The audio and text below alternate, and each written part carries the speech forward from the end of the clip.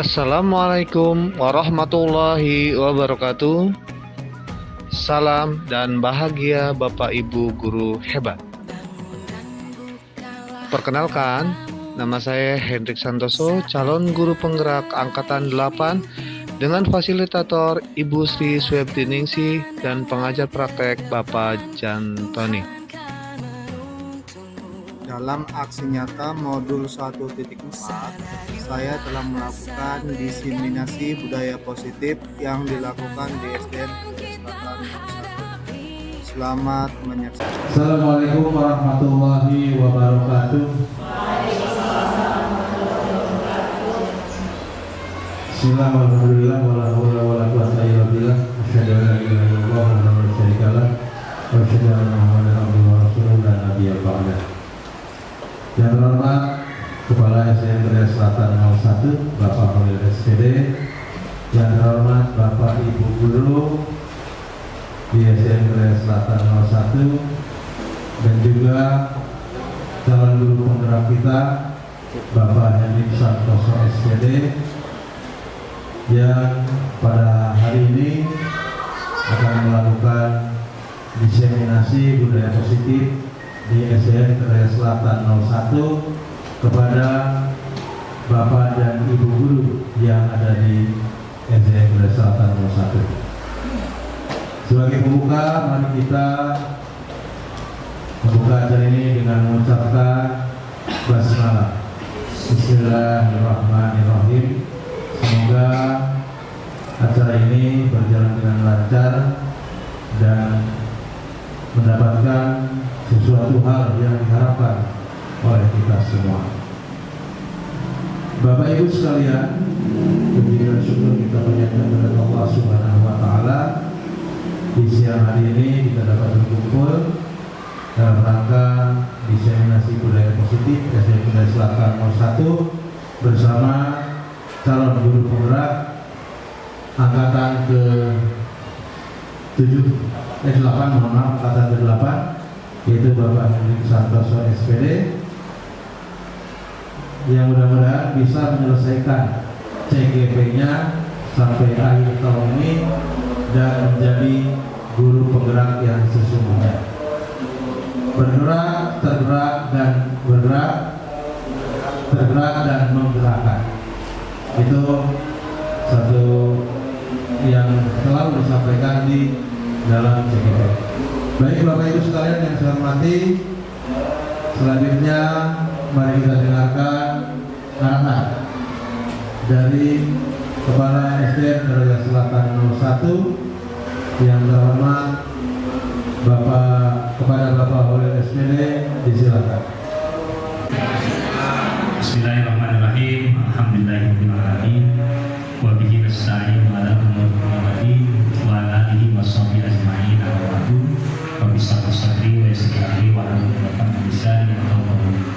Yang saya hormati Bapak dan Ibu guru, wabil khusus Pak Hendrik Santoso sebagai calon guru penggerak angkatan 8. Puji syukur kita panjatkan kepada Allah Subhanahu wa taala. Alhamdulillah siang hari ini kita bisa berkumpul di ruang kelas 6 ini dalam rangka diseminasi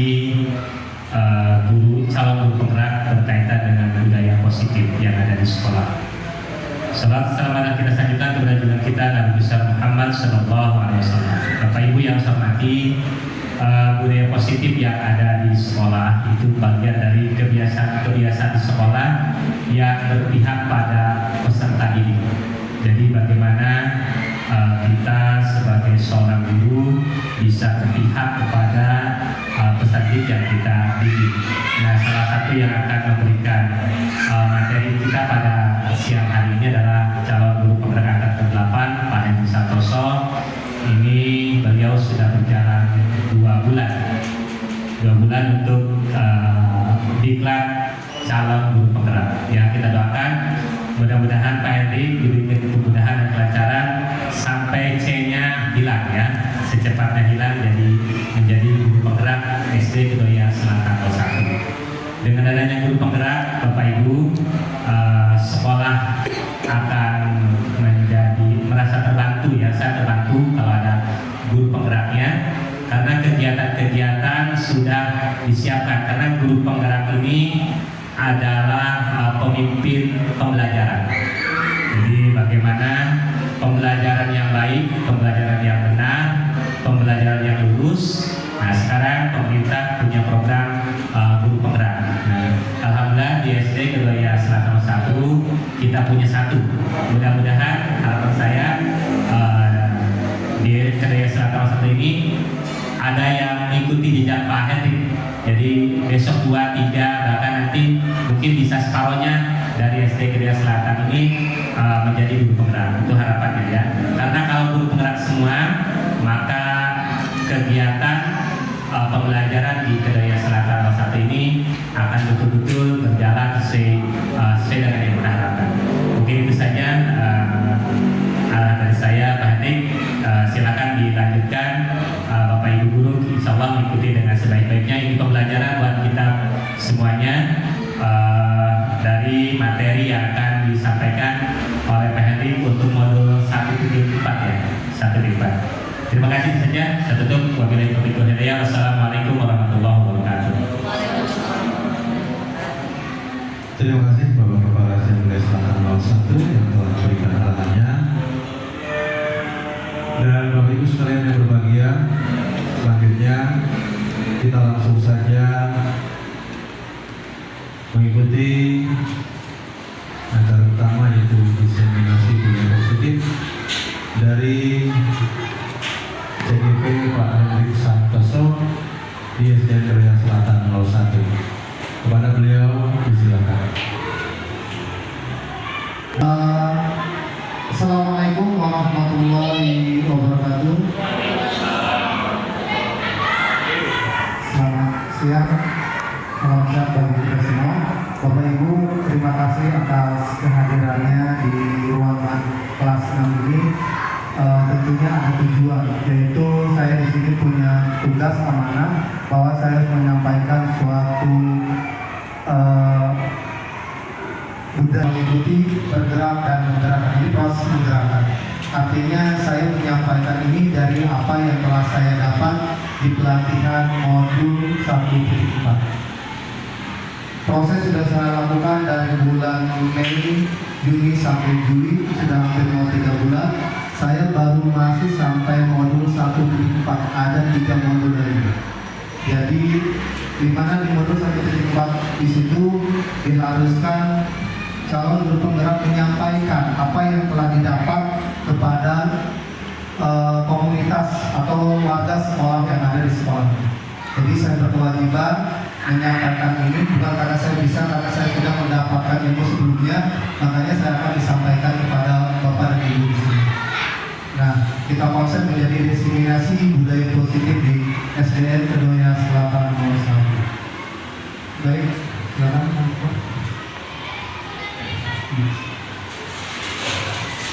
Salam pembuka tadi lanjut.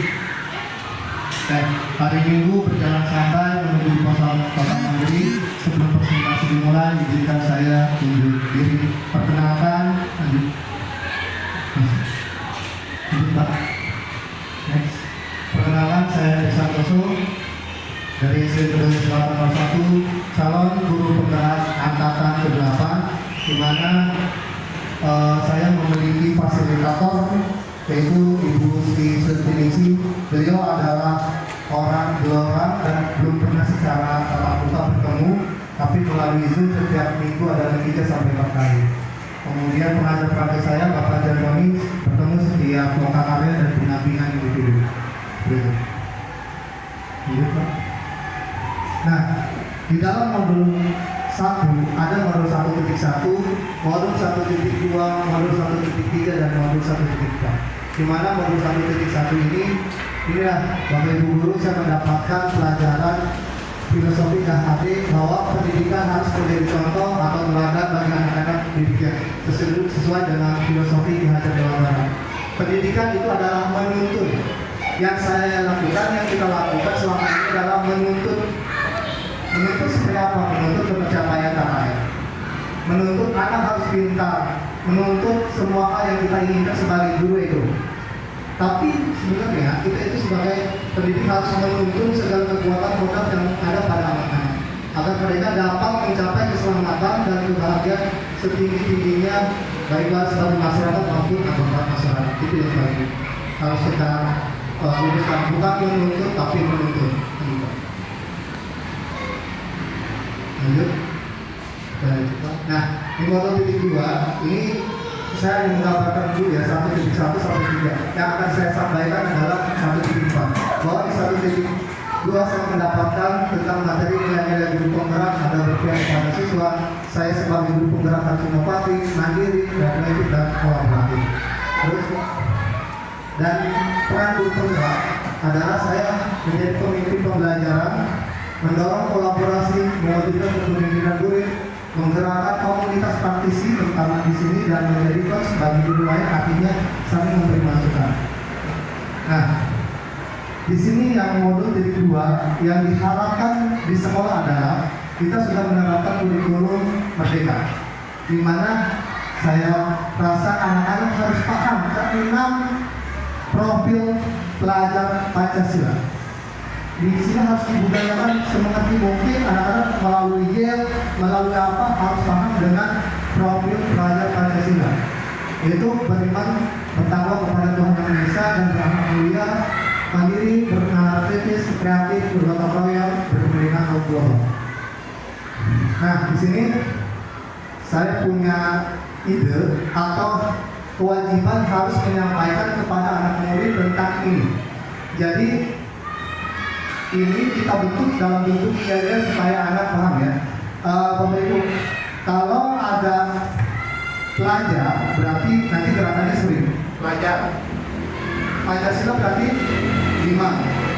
Kemudian beriman dan bertakwa seperti ini. Nanti akan kita terapkan pada selanjutnya kita. Beriman dan bertakwa pada Tuhan Yang Maha Esa seperti ini. Oke. Kalau berakhlak mulia itu seperti ini, cinta, berakhlak, berarti kan. Terus kalau berkebinekaan seperti ini, global ini. Kemudian gotong royong seperti ini, mandiri ini. Kemudian bernalar kritis, bernalar kritis. Oh, kreatif, bernalar kritis. Ini dalam bentuk lagu mas. Kita buat dalam bentuk lagu. Lagunya adalah lagu naik beca. Coba Pak.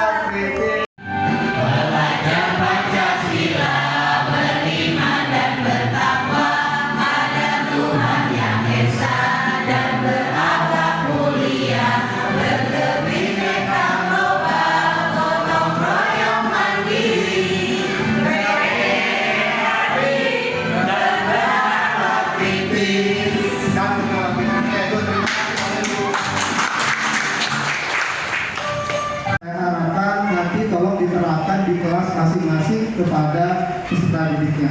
Tadi selama 2 hari ini di kelas saya sudah saya terapkan. Nah, nanti Bapak Ibu yang ada di kelas silakan atau nanti di lapangan diterapkan. Mungkin ada lagi dari teman-teman mungkin dengan gaya apa, tapi saya punya masukan seperti ini. Pastikan dalam sebuah kata-kata nanti saya siapkan itu hukuman dapat mendisiplinkan anak, setuju atau tidak? Karena kita akan berbicara tentang hukuman, restitusi, dan selama ini yang kita lakukan adalah menghukum dan menghukum. Ternyata konsep ini yang melekat di dalam pikiran kita. Menurut Bapak Ibu, hukuman dapat mendisiplinkan anak tidak? Silakan alasannya kenapa? Dan saya tidak menjawab benar atau tidak. Ya Pak Hendrik, menurut saya hukuman itu tidak dapat mendisiplinkan anak karena disiplin itu harusnya tumbuh dari dirinya sendiri. Oke, good.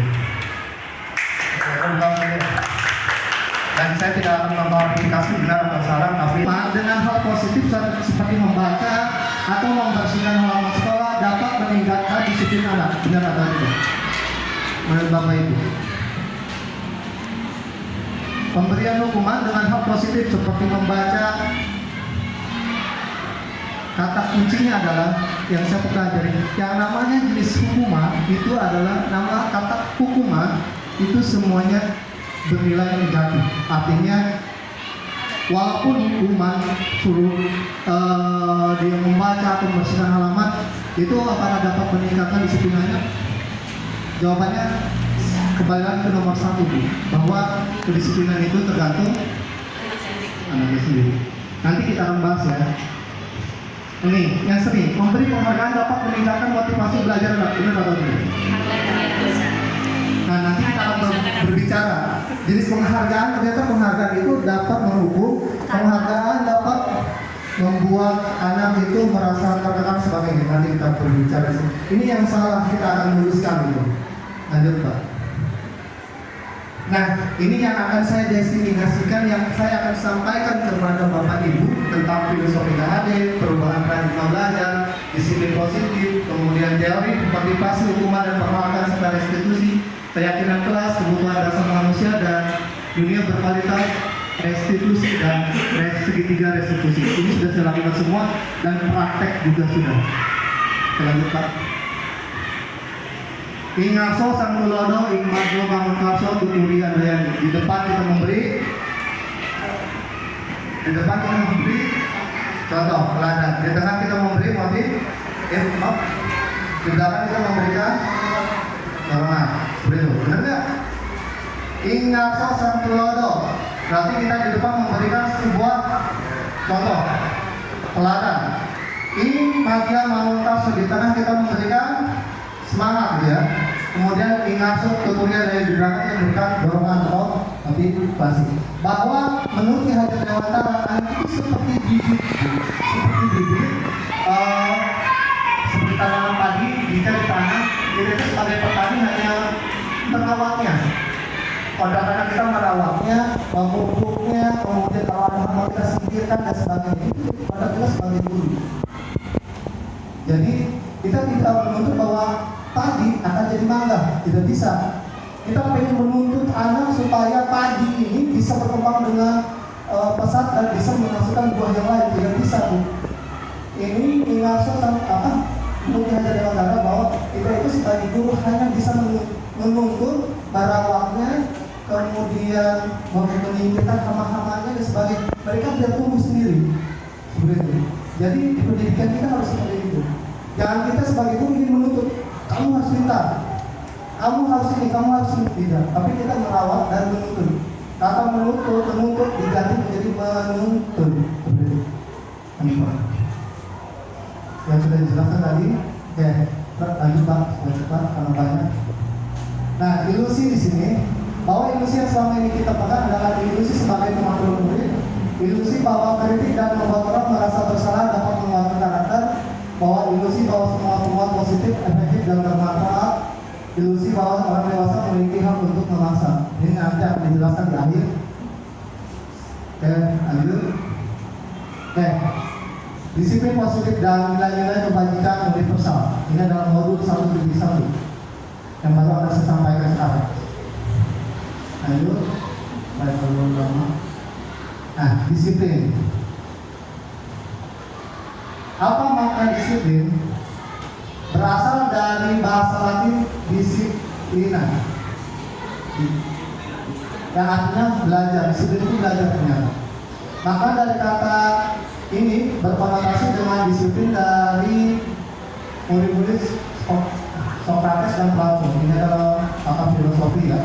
Kemudian disiplin ini membuat orang menggali potensinya untuk menuju sebuah tujuan apa yang dia hargai.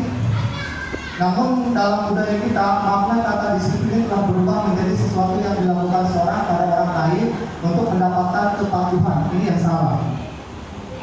Kita disiplin itu kamu harus patuh dengan omongan ini, peraturan ini, baru disiplin. Ternyata disiplin itu adalah belajar sebenarnya. Kecenderungan umum adalah menghubungkan kata disiplin dengan ketidaknyamanan, bukan dengan apa yang kita hargai atau pencapaian suatu tujuan mulia. Oke, ini saya berusaha kata disiplin di sini. Artinya disiplin ini biasanya kalau kita pahami dalam berkaitan dengan peraturan. Sebenarnya disiplin itu adalah belajar. Oke, lanjut yang tadi kita penghargaan dan restitusi. Oke, ini yang menarik.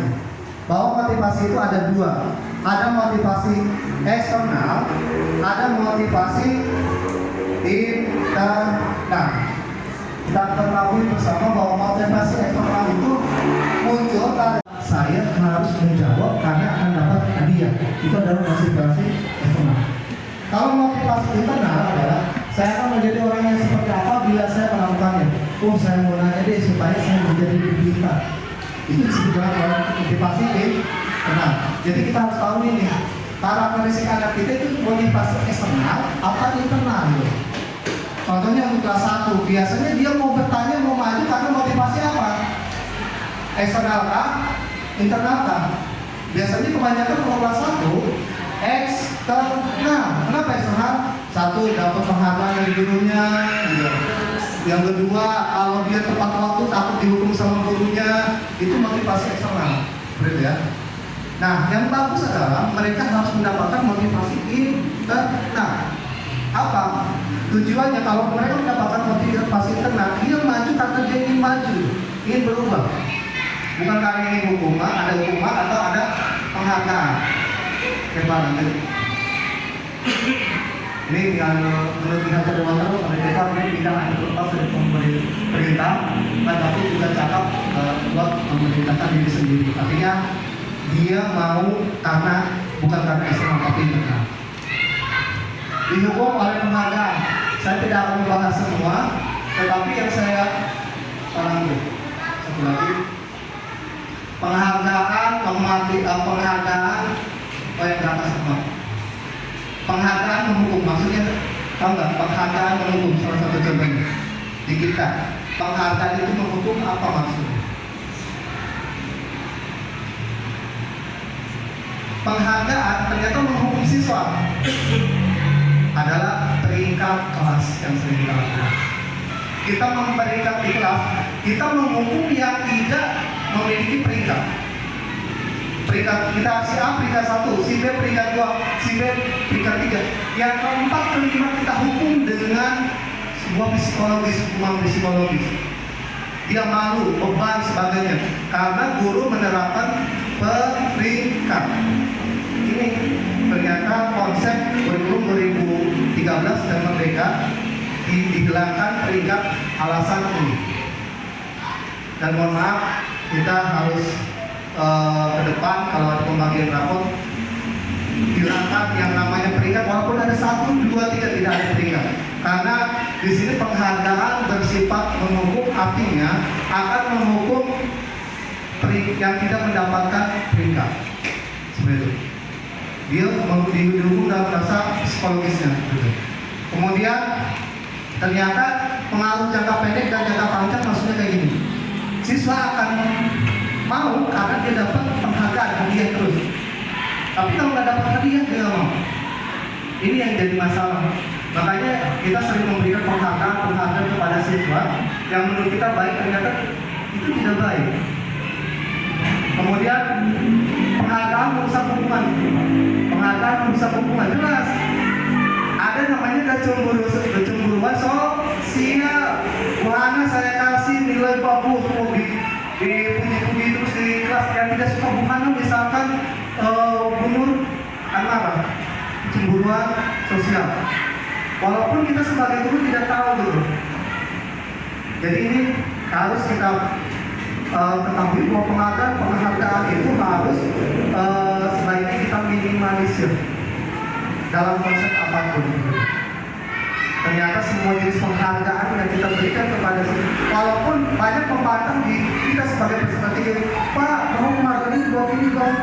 Tapi mereka punya landasan dan kategorinya. Ternyata benar.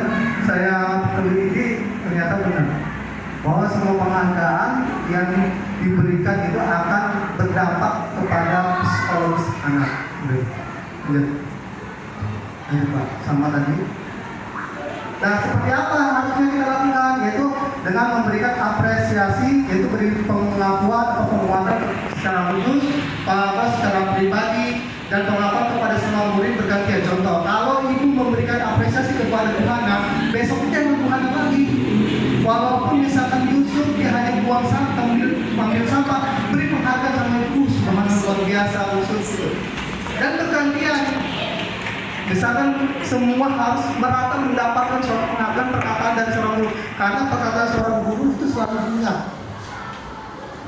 Jangan sampai kita benar salah, pasti ngasih penghargaan bagus atau mempertanyakan ke si A lagi ini yang salah.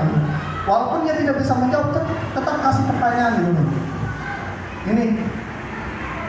Kemudian beri penghargaan bagi dan begini itu ya. Dan bermanfaat. Artinya kita nggak usah ngasih uang kayak gitu seperti itu. Ini yang harus kita lakukan.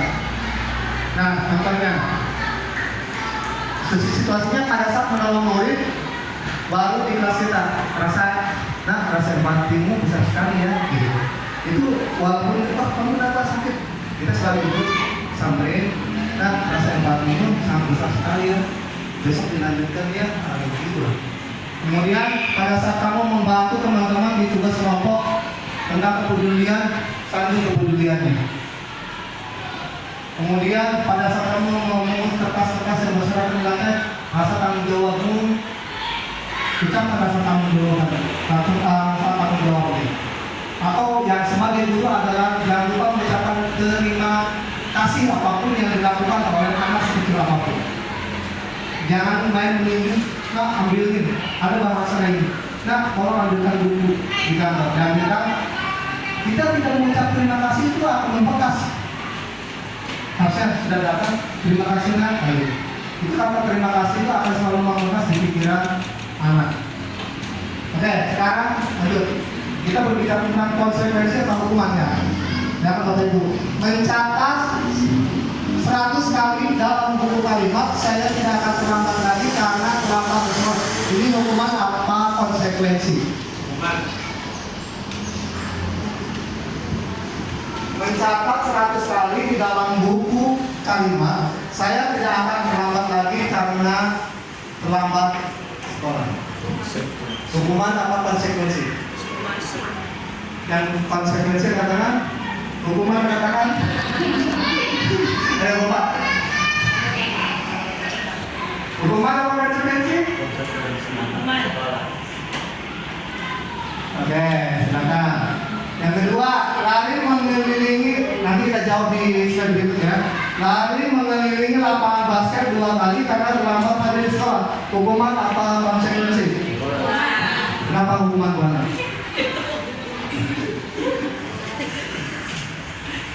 Kenapa hukuman? Karena siswa diberikan tugas akibat dari keterlambatan dia hadir di sekolah. Yang kedua, lari mengelilingi lapangan basket 2 kali, hukuman apa konsekuensi? Hukuman. Hukuman. Oke. 3. Murid diminta untuk push up 15 kali karena tidak menggunakan masker sekolah. Hukuman apa konsekuensi? Hukuman, oke. Mengganti kertas tugas teman yang telah dicoret-coret. Hukuman apa konsekuensi. Oke, lanjut. Membersihkan tumpahan air di meja tulis karena tersenggol pada saat belajar. Konsekuensi. Murid disuruh untuk tidak mengenakan sepatu sehari di sekolah karena tidak mengenakan sepatu hitam. Hukuman. Lari mengelilingi lapangan basket 2 kali karena terlambat 10 menit untuk pelajaran PJOK. Untuk pelajaran PJOK. Oke. Hukuman apa konsekuensi Pak? Menurut Bapak? Hukuman. Hukuman ya? Hukuman itu. Oke, kita lihat jawabannya Pak. 1, 2, 3. Salah. Kenapa? Oke, mencatat 100 kali dalam buku kalimat saya tidak akan terlambat lagi karena terlambat ke sekolah rumah. Dan namanya hukuman menyakiti anak. Ya. Lari mengelilingi lapangan basket 2 kali karena terlambat hadir di sekolah. Hukuman. Fisik. Kemudian meminta push up sama karena tidak menggunakan masker sekolah. Konsekuensi hukuman dan kenapa Pak ini hukuman? Karena ini lagi pelajaran PJOK. Gitu ya. Lari mengelilingi lapangan basket 2 kali karena terlambat 10 menit untuk pelajaran PJOK. Karena dia konsekuensinya sedang pelajaran PJOK. Kecuali pelajaran kelas saya itu di lapangan. Karena tidak orang hasil. Gitu ya. Kayak lanjut. Nah, ini perbedaan hukuman dan konsekuensi Bapak Ibu perhatikan. Sesuatu yang menyakitkan harus terjadi, membuat anak sakit fisik maupun hati untuk jangka waktu lama. Dendam.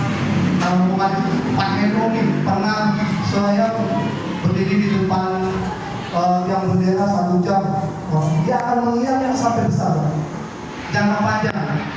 Terus paksaan, bentuknya hukuman itu adalah paksaan, mendorong anak menyakiti diri sendiri, kemudian konsep diri yang buruk, anak belajar untuk menyembunyikan kesalahan, merasa bersalah, dipermalukan, merasa tidak dihargai. Lanjut Pak, karena banyak. Nah, sekarang berbicara tentang restitusi. Yang perlu Bapak Ibu ketahui adalah saya juga sebagai guru penggerak.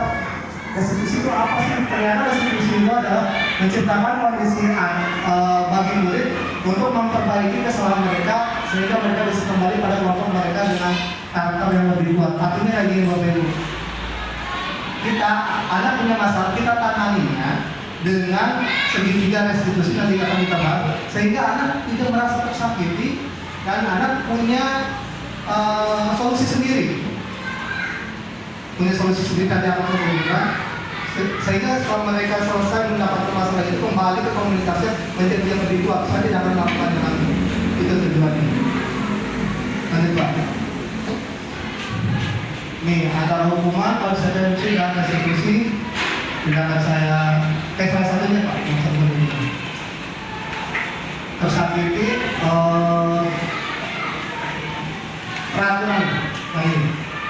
Kalau hukuman peraturannya adalah dan kamu harus. Apa peraturannya? Mampukah kamu melakukannya? Terima kasih. Tapi kalau restitusi, apa yang kamu yakini?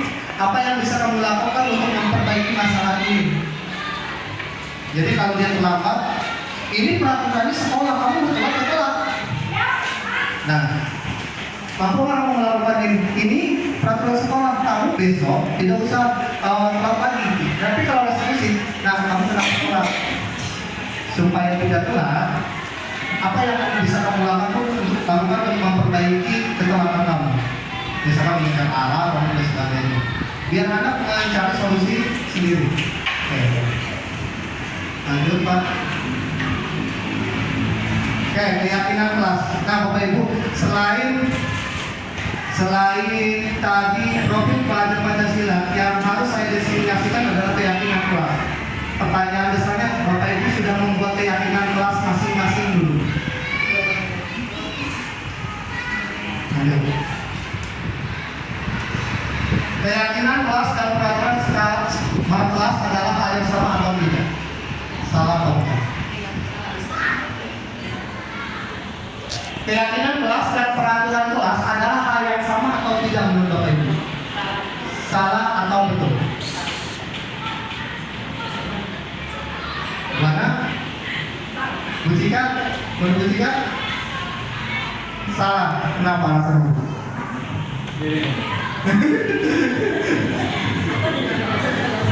Salah kenapa alasan bertiga mengatakan yang salah? Karena kalau peraturan itu anak dituntut untuk melakukan hal tersebut. Tapi kalau keyakinan itu berasal dari dalam diri sendiri. Ya, gini, betul. Kalau peraturan itu kita yang buat dan bersifat paksa sebagai guru yang buat, dilarang kelapa, gitu kan? Kita buat. Tapi kalau keyakinan keras, kita bersama-sama anak sudah buat keyakinan kesepakatan kelas. Bangsa sekarang kesepakatan kelas, tapi keyakinan kelas yang betul. Ya, nanti kalau mereka melanggar, berarti mereka melanggar peraturannya sendiri. Kalau peraturan dibuat oleh kita sebagai guru, tapi kalau keyakinan dibuat bersama, betul. Jadi jawabannya salah. Kemudian yang kedua, keyakinan kelas berlandaskan nilai-nilai kebajikan atau prinsip universal. Betul apa salah? Kalau keyakinan kelas itu berlandaskan kebajikan atau tidak? Kenapa sih? Jawabannya adalah betul. Nah, ini Pak. Nah, maksudnya dengan kebajikan itu apa? Menggunakan helm saat mengendarai motor. Mereka punya keyakinan ini karena nilai kebajikannya apa? Keselamatan. Kayak itu tujuannya, ada kebajikannya. Jadi keselamatan. Membuang sampah pada tempatnya. Menjaga kebersihan itu nilai kebajikannya. Dilarang penggunaan kata-kata kasar, menghormati orang lain juga nilai kebajikannya. Yang kedua adalah kalau peraturan bersifat negatif, kalau keyakinan bersifat positif. Lanjut. Nah. Lanjut. Nah, peraturan kelas ada di sini, tapi keyakinan kelas lebih besar di atasnya. Kemudian dari keyakinan dasar kelas, lingkungan positif dan budaya positif sama sekolah. Kayak gitu. Lanjut. Nah, kalau kata peraturan dilarang membuang sampah sembarangan, kalau keyakinan kelas kata positifnya. Ya, oke. Itu biasanya sebelum ya. Buanglah sampah pada tempatnya. Dilarang mengganggu orang lain. Kata positifnya. Belajar dengan kalau tidak prinsip di kelas saling menghargai, saling menghormati dalam belajar, seperti itu ya. Dilarang melakukan kekerasan, bisa saling menyayang. Tanya Bapak Ibu, berarti dari peraturan kelas sama keyakinan kelas, bahwa peraturan kelas itu bersifat negatif, kalau keyakinan kelas bersifat positif.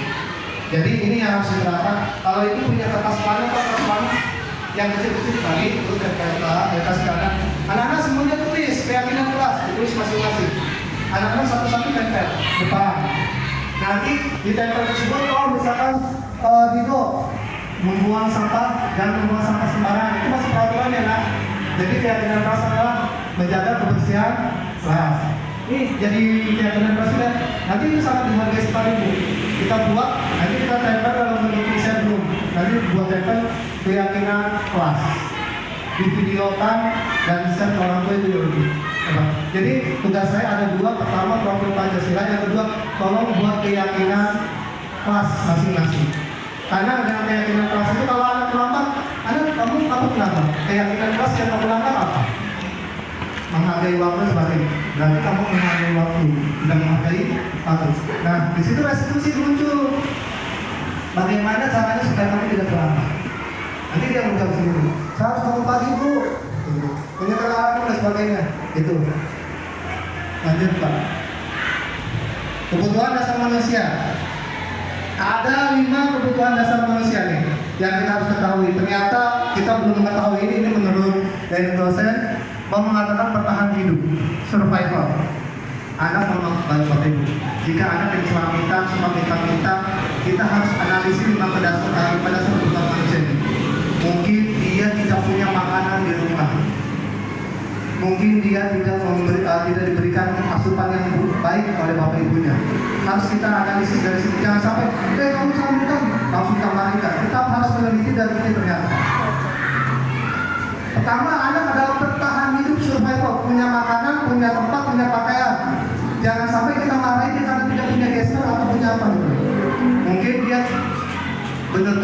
Tapi sekarang DJP ya masalahnya. Masalah. Ini kalau pertahanan itu. Yang kedua adalah kebebasan. Kebebasan di sini jangan salahkan kalau Yusuf. Kalau anak saya Yusuf lagi. Kalau anak saya misalkan si A itu video terus. Kenapa sih? Karena dia ingin kebebasan memilih pilihan bahwa guru itu harus punya metode mengajar yang baik. Ternyata itu katanya. Ternyata kalau udah kayak gitu gitu aja dengan kayak gitu.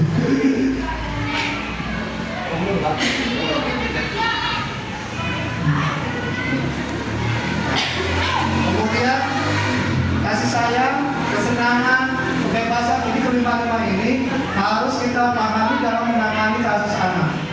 Kenapa anak sering bermasalah? Mungkin yang salah di targetnya, kesenangannya, dan sebagainya. Oke Pak, lanjut. Ini kebutuhan dasar manusia. Lanjut. Dua lagi posisi 5 posisi kontrol. Di pembelajaran kelima saya membahas tentang 5 posisi kontrol. 5 posisi kontrol sebagai restitusi adalah perjalanan sebagai pendidik agar dapat mengenal diri. Nah, kita ini diposisikan yang mana? Sebagai guru, saya punya ada penghukum. Apakah kita sebagai guru itu sebagai penghukum? Apakah sebagai kalau ada kasus kita itu mau sebagai pembuat merasa bersalah? Kalau apakah ada kasus itu kita sebagai teman mengatasinya ya maksudnya? Apakah sebagai pemantau atau sebagai manajer?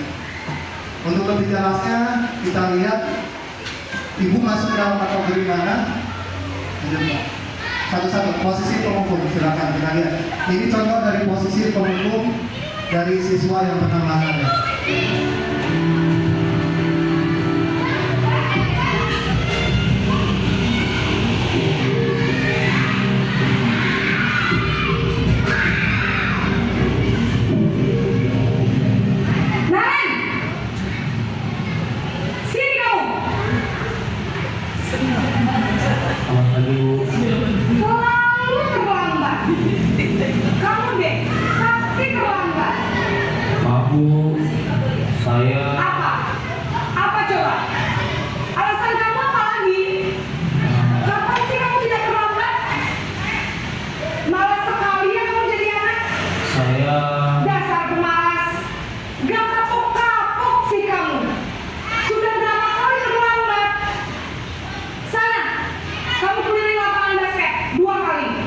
Kenapa saya harus ke lapangan basket, Bu?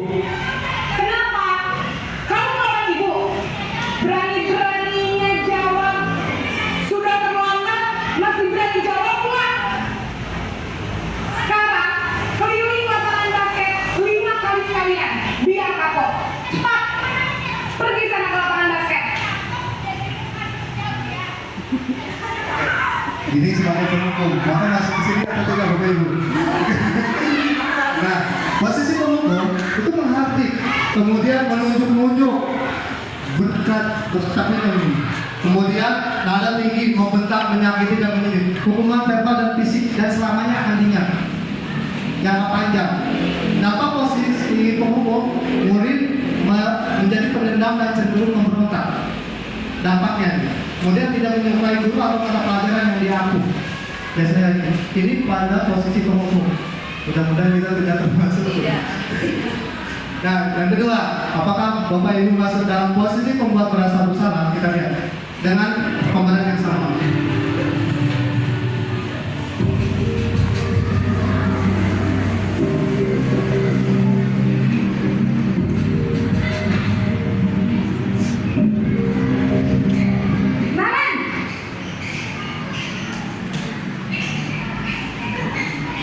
Selamat pagi, Bu. Naren, kamu kenapa terlambat lagi, nak? Ya Tuhan, Naren, kamu senang ya bikin ibu susah ya? Kalau kamu terlambat lagi, nanti ibu yang ditegur bapak kepala sekolah, nak. Disangka ibu tidak bisa membina kamu. Duh, gimana ini? Maaf, Bu. Duh, Gusti Naren, kamu suka ya kalau ibu ditegur bapak kepala sekolah? Terus, sekarang ibu harus tulis absen. Ini kamu sudah sering terlambat loh. Ibu harus apa coba? Maaf Bu, maaf sekali. Ya sudah, lain kali jangan bikin ibu susah lagi ya nak ya. Ibu tidak akan kuat lagi kalau begini terus. Bisa jantungan kalau ibu tegur bapak kepala sekolah. Sana cepat kelas. Maaf ya Bu, maaf sekali. Oke, ini membuat merasa bersalah. Dia murid merasa bersalah karena perkataan kita membuat jantungnya, artinya ini sering diulang-ulang atau tidak? Posisi membuat merasa bersalah secara suara cenderung lembut sih, tetapi kata-kata yang diutarakan membuat murid merasa orang yang gagal. Artinya memandang turun dirinya sendiri, merasa tidak berharga dan tidak sanggup membahagiakan orang lain, terutama gurunya tadi. Guru akan menyatakan bahwa yang akan merasa kesalahan ada pada murid dengan membuat guru menderita, merasa jantungan gitu. Stroke saya nih mau dengan kamu gitu kan. Dampak posisi pembuat merasa bersalah adalah membuat murid merasa bersalah, identitas dia gagal, tidak bisa membahagiakan orang lain, menyimpan emosi negatif dalam dirinya, rendah diri dan menarik dari lingkungan. Yang ketiga, Bapak masuk dalam yang ketiga atau tidak? Posisi teman. Diterapkan yang sama.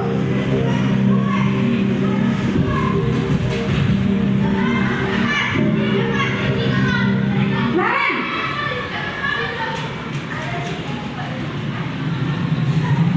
Selamat pagi Bu. Wah, sudah jam berapa ini nak? Terlambat lagi ya sayang. Iya Bu, habis ibu saya lupa bangunkan saya Bu. Kamu malah menyalahkan ibu kamu. Kamu bukannya anak yang larinya paling kencang. Kok terlambat sih? Iya Bu, saya memang terlambat bangun tadi. Jadi biarpun saya lari kencang, tetap nggak kencang Bu. Ya sudah sana, nanti lain kali larinya lebih kencang lagi ya. Biar gak terlambat lagi. Bikin senang ibu, demi ibu. Bisa kan? Bisa lah Bu. Ya sudah sana masuk kelas. Ibu beresin urusan absen kamu. Kamu ini ada-ada saja. Kalau di SMA ini guru ini akan diidolakan. Paling diidolakan karena dia menjadi guru yang teladan menurut dia. Tapi posisi kami ini ada seorang akrab, guru cenderung bersenda gurau untuk menghangatkan suasana kami santai. Murid akan merasa senang, aman dan akrab dengan guru. Dampaknya kita lihat murid menjadi ketergantungan pada satu orang. Jika orang itu tidak ada, melihat misalkan Pak As yang menjadi teman, ada periode, aku ingin menjadi Pak As saja. Ketergantungan pada satu guru. Kemudian murid tidak mandiri dan tidak bisa berpikir untuk diri sendiri, karena dia sudah punya ketergantungan pada si A. Murid hanya bertindak baik kepada orang yang tertentu saja. Misalkan kepada guru A aja, guru yang B sama B tidak dia. Menyepelekan akan terjadi kejadian berikutnya. Pak As ini misalnya, Bu Dia ini terlambatnya nggak apa-apa gitu. Itu menyepelekan akhirnya. Posisi pemantau. Yang keempat, ada 5 posisi ya. Silakan.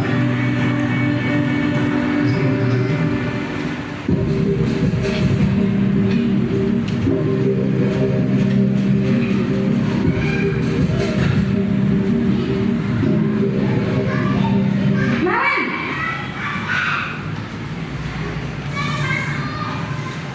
Selamat pagi Bu. Naren, apa peraturan sekolah kita tentang jam berapa kita harus masuk sekolah, nak? Kita harus di sekolah jam 7 Bu. Iya betul, sekarang sudah jam 7.20. Naren sudah tahu konsekuensinya jika terlambat hadir. Paham Bu, saya harus tinggal kelas pas jam istirahat selama 20 menit. Iya benar, konsekuensinya demikian. Jadi nanti jam 9.30 pas istirahat, kamu harus tinggal di kelas, kerjakan tugas tambahan untuk ketertinggalan kamu, ya? Baik Bu. Oke, posisi ini biasanya di semua sekolah melakukan hal ini. Nah, seorang pemantau akan bersuara datar, bisa dibaca, kemudian dampak posisi pemantau adalah seorang murid akan menghitung konsekuensi dan hadiah tanpa memahami dengan kebajikan yang dulu. tapi tidak sepenuhnya mandiri, tidak tahu solusinya.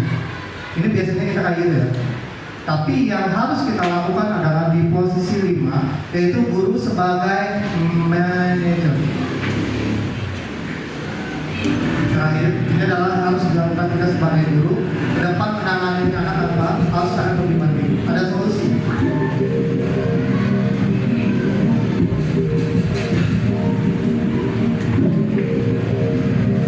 Naren,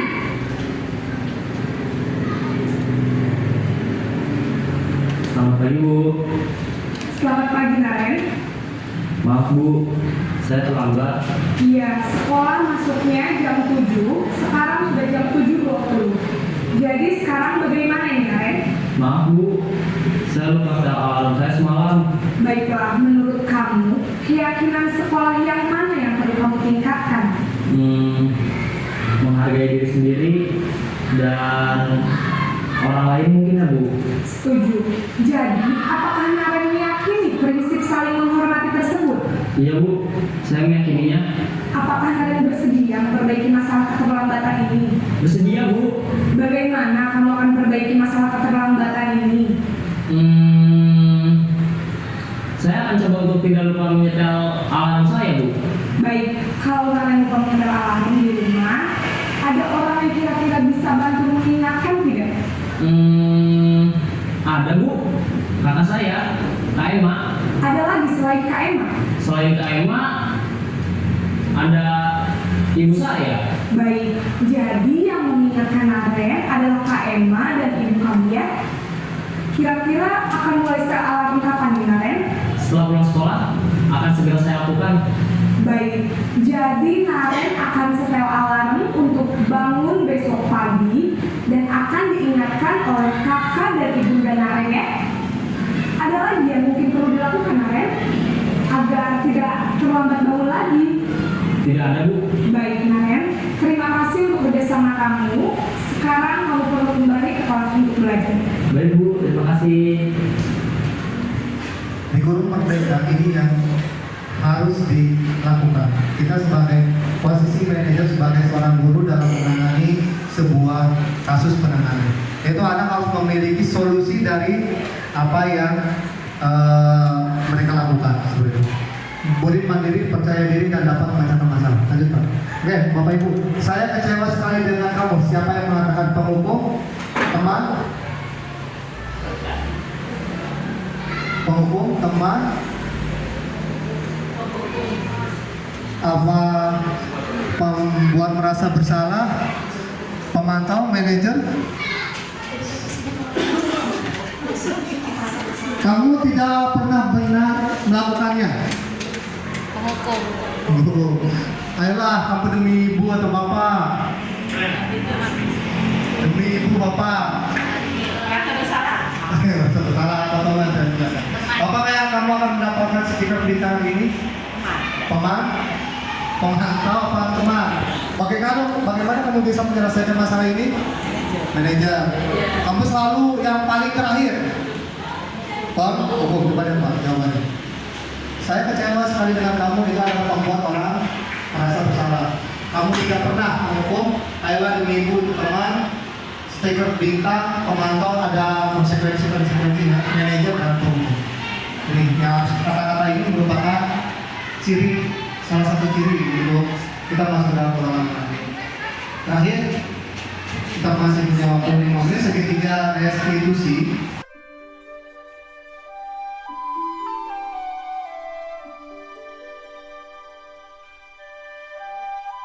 Selamat siang Jawa. Siang Pak. Oke, sudah waktunya pulang ya.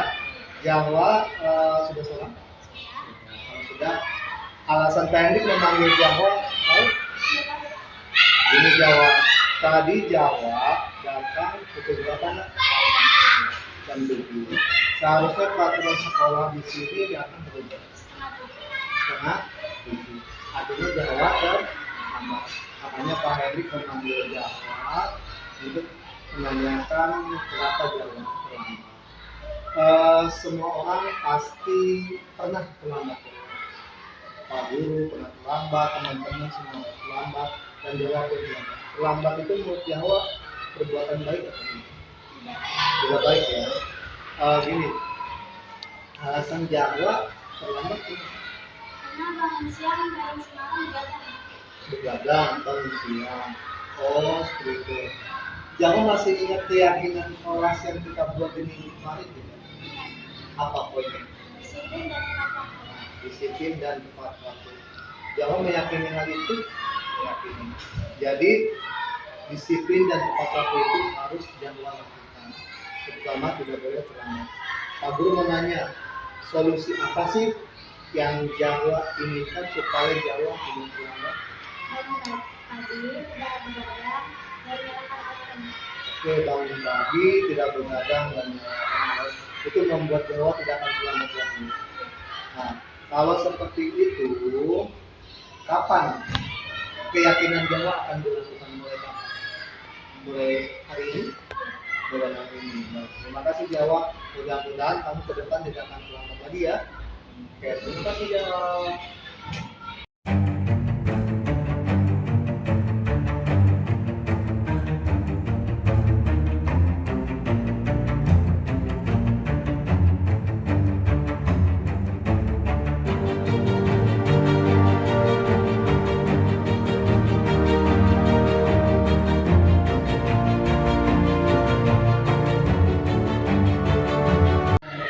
Selamat siang Maudi.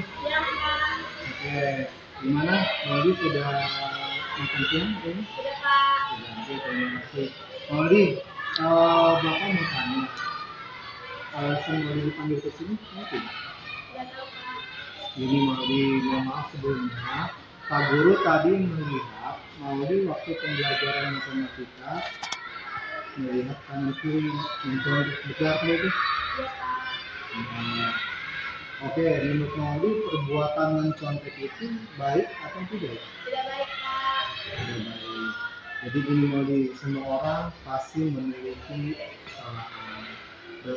Artinya semua orang pasti pernah melakukan mencontek. Baik Maudi, Pak Hendrik atau rekan-rekan yang lain di kelas. Gitu. Pak Guru di sini tidak mencari siapa yang salah, tapi Pak Hendrik mau membantu Maudi mencari solusi tentang masalah ini. Nah, pertanyaan Pak Hendrik adalah alasan Maudi mencontek kenapa? Semalam Maudi tidak belajar. Oke, karena Maudi tidak belajar, jadinya Maudi mencontek gitu. Oke. Nah, kalau seminggu lalu kita sudah membuat keyakinan kelas, masih ingat nggak poin apa tentang keyakinan kelas yang kita tulis? Apa itu? Jujur bertindak dalam semua kegiatan. Artinya, semua kegiatan itu harus jujur. Mencontek perbuatan jujur atau tidak? Ya, berarti mencontek perbuatan tidak jujur ya, mau dipaham ya. Jadi sikap jujur itu baik buat kita Maudi. Jadi Pak Guru menanya solusi supaya Maudi tidak mencontek ke depan seperti apa? Belajar Pak. Belajar sebelum ulangan atau belajar di malam harinya. Kalau Maudi meyakini itu. Iya. Oke, berarti sebelum ada ulangan Maudi belajar terlebih dahulu. Baik, kalau itu sudah yakin menjadi keyakinan Maudi, kalau ada ulangan kita belajar terlebih dahulu. Mau dimulai besok. Oke, kalau tunggu ya. Semoga Maudi menjadi pribadi yang lebih baik lagi dan tidak melainkan. Oke, terima kasih Maudi atas waktunya untuk hari ini. Terima kasih. Ini cara menanganinya. Kalau ada sebuah kasus, kita tangani dulu dengan menstabilkan identitas. Kalau anak lagi masalah pasti emosi ya, artinya kita stabilkan dulu identitas mereka dengan setiap orang pasti pernah melakukan kesalahan ini nanti. Kemudian kamu bukan satu-satunya yang pernah melakukan ini. Mereka akan stabil identitasnya. Kemudian setelah stabil, kita validasi kebutuhannya. Adakah cara lebih efektif untuk mendapatkan apa yang kamu butuhkan atau kamu tentunya punya alasan kenapa sih melakukan ini?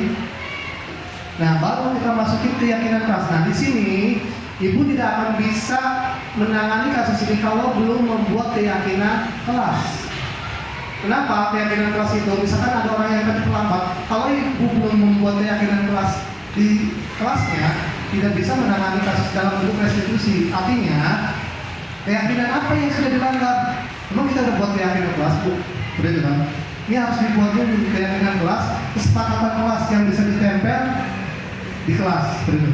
Menghargai waktu dan sebagainya, kalimat positif. Nanti dibuat nilai-nilai ini, kemudian misalkan melanggar ini, berarti udah ada poinnya di kelas kita bisa mengatasi segitiga sendiri. Ini keyakinan kelas. Ada juga Pak keyakinan sekolah. Keyakinan sekolah itu berlaku untuk semua sekolah yang harus dibuat oleh stakeholder sekolah.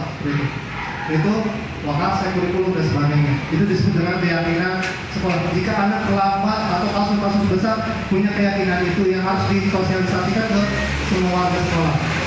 Jadi ada beberapa tugas amanah saya yang harus disampaikan. Profil pelajar Pancasila, membuat keyakinan kelas, cara menangani kasusnya dengan segitiga restitusi ini, yaitu dengan membuat keyakinan kelas terlebih dahulu. Seperti itu. Lanjut Pak. Ini kalau mensampaikan kata-katanya berbuat salah itu hal yang manusiawi, tidak ada manusia yang sempurna dan sebagainya. Terus Pak, kalau validasi kebutuhan, guru berkata kamu bisa apa yang penting bagi kamu dan sebagainya. Lanjut menanyakan keyakinan ini yang harus Bapak Ibu yang harus menjadi aman saya, tolong dilakukan keyakinan kelas di masing-masing kelas sehingga punya nilai keyakinan dan ditempel di kelas masing-masing. Oke, lanjut. Sudah cukup, terima kasih. Cukup 1 jam pas. Teruslah bertanya, terus belajar dan teruslah bermanfaat kita sebagai guru.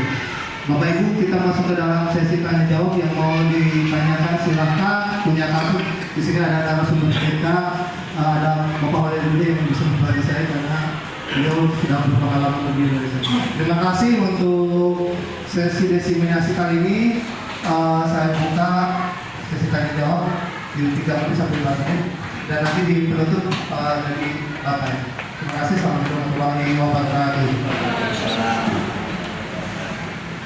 Baik, Bapak Ibu sekalian, terima kasih. Sebetulnya memang kebiasaan-kebiasaan seperti tadi itu lebih banyak yang negatif mungkin kita lakukan. Jarang sekali yang lebih condong ke positif. Karena mungkin dari awal dulu kita sebagai siswa mungkin ada hukuman lebih banyak dibandingkan dengan yang konsekuensinya. Alhamdulillah Bapak Ibu semua, hari ini kita dapat pembelajaran baru, pengalaman Pak Hendrik yang dalam waktu 2 bulan lebih kegiatan di calon guru penggerak, kita sedikitnya sudah ada bayangan ya, ada bayangan untuk melakukan perubahan kepada yang lebih baik ya, karena perubahan itu sifatnya wajib ya, harus kita berubah menuju yang lebih baik. Mungkin sebagai penutup itu saja Pak Hendrik, mohon maaf ya, dan saya tutup. Assalamualaikum warahmatullahi wabarakatuh.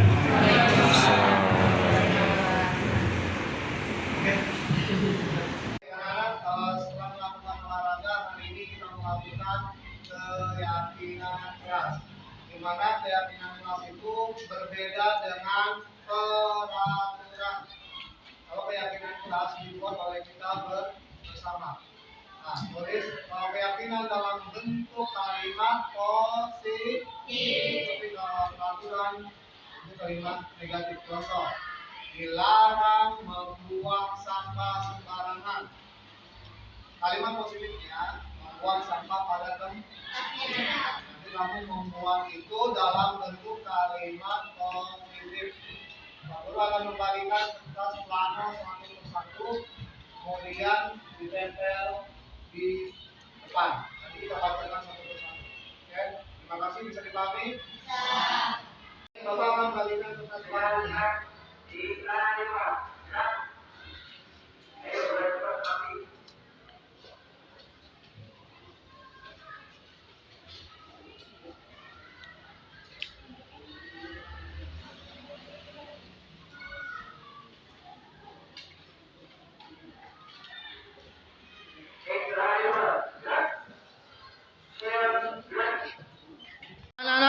Yang sudah silakan ditempel.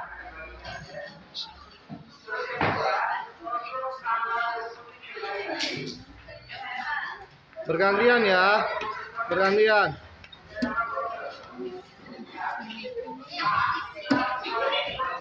Bawah boleh, di bawah boleh.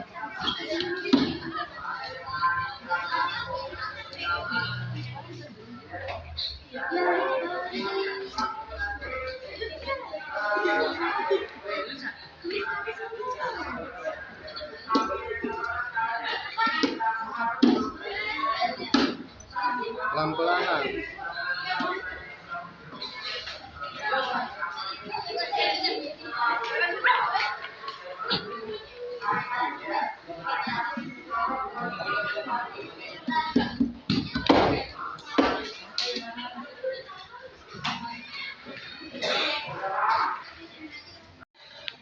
Nah, tadi yang ketiga adalah mengerjakan tugas. Sepakat? Juga mengerjakan tugas.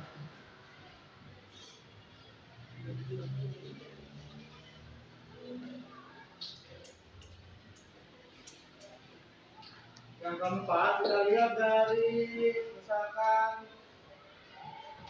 Alia mengangkat bangku sebelum pulang.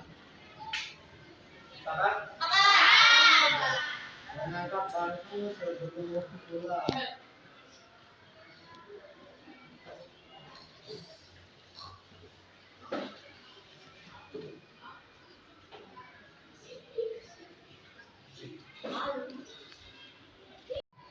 Jadi kesepakatan kelas kita sudah punya 10 kesepakatan kelas. Keyakinan kelas kita ada 10. Gimana? Setuju untuk diterapkan di kelas kita? Baik. Jika setuju kita akan terapkan mulai besok. Terima kasih untuk kesepakatan kelas kita, pembuatan keyakinan kelas hari ini. Terima kasih. Bergandeng tangan untuk negeri, era kita menanti berseri. Kita belajar Pancasila.